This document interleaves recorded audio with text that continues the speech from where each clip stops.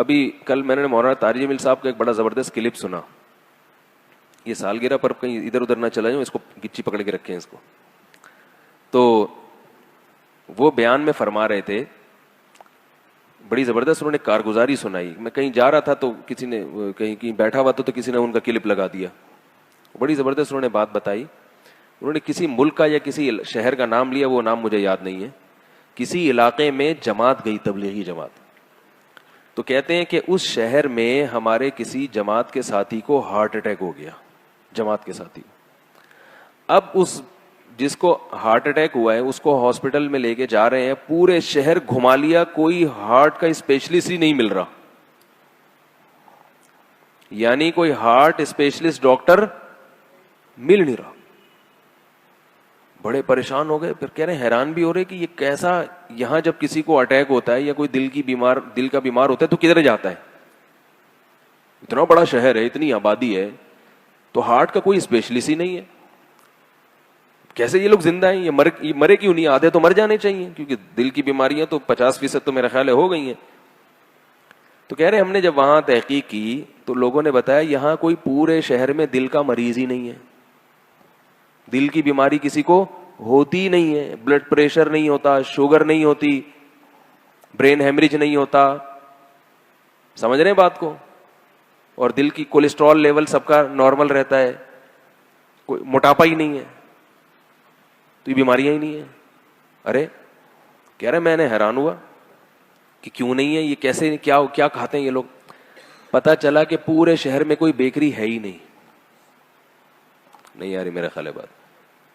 جب بیکری نہیں ہے تو اس کا مطلب نہ کیک ہے, نہ پیسٹری ہے, نہ برگر ہے, نہ بن ہے, نہ ڈبل روٹی ہے, سنگل روٹی اور وائٹ آٹا نہیں ہے, چکی کا آٹا کھاتے ہیں. تو جیسے ہی میں نے کل ان کا کلپ سنا نا, میرا دماغ ایک بیکری والے کی طرف چلا گیا. میرا دماغ کہاں چلا گیا؟ بیکری والے. وہ بیکری ہے, چند بھائی سنبھالتے ہیں. ایک بھائی جوانی میں فوت ہو چکے ہیں ہارٹ اٹیک سے, ان کی ذاتی بیکری ہے. جوانی میں مر گئے وہ بیچارے, اللہ تعالیٰ ان کی مغفرت فرمائے. جوان بیوی کو بیوہ کر گئے, چھوٹے چھوٹے بچوں کو یتیم کر. اور دوسرے بھائی کو بھی اٹیک ہو چکا ہے بہت کم عمری میں, لیکن وہ بچ گئے اس لیے کہ انہوں نے کل مجھے سوتے میں سے جگانا تھا. دوپہر آئے, میں سو رہا تھا, ٹھک ٹھک ٹھک دروازہ بجایا, مجھے غصہ آیا, میں باہر نکلا. میں نے کہا کیا یار؟ کہہ رہے یار ضروری کام ہے. یہ وہ بچے ہوئے کی بات بتا رہا ہوں, ٹھیک ہے نا. تو خیر ان سے بے تکلفی بھی ہے, لیکن جو بچے ہیں تو ہارٹ کے مستقل پیشنٹ بن گئے. اور بچے بھی کیسے؟ حج کرنے گئے ہوئے تھے, وہاں اٹیک ہو گیا. تو جب حج میں کسی کو اٹیک ہونا تو وہ خوش قسمت ہوتا ہے, سعودی گورنمنٹ بڑا خاندانی قسم کا اس کو آپریشن اپنے خرچے پہ کرا دیتی ہے. تو کہہ رہے ہیں اللہ کا فضل ہو گیا, یہاں نہیں اٹیک ہوا, وہاں ہو گیا, ورنہ یہاں تو میں مخروض ہو جاتا. تو وہاں حاجیوں کا علاج فری ہوتا ہے, تو وہ اٹیک سرجری ہوئی ان کی, لیکن وہ دل بہرحال ایک دفعہ اٹیک ہو گیا, اب وہ ویسا تو نہیں, اور پھر شوگر بھی ہو گئی.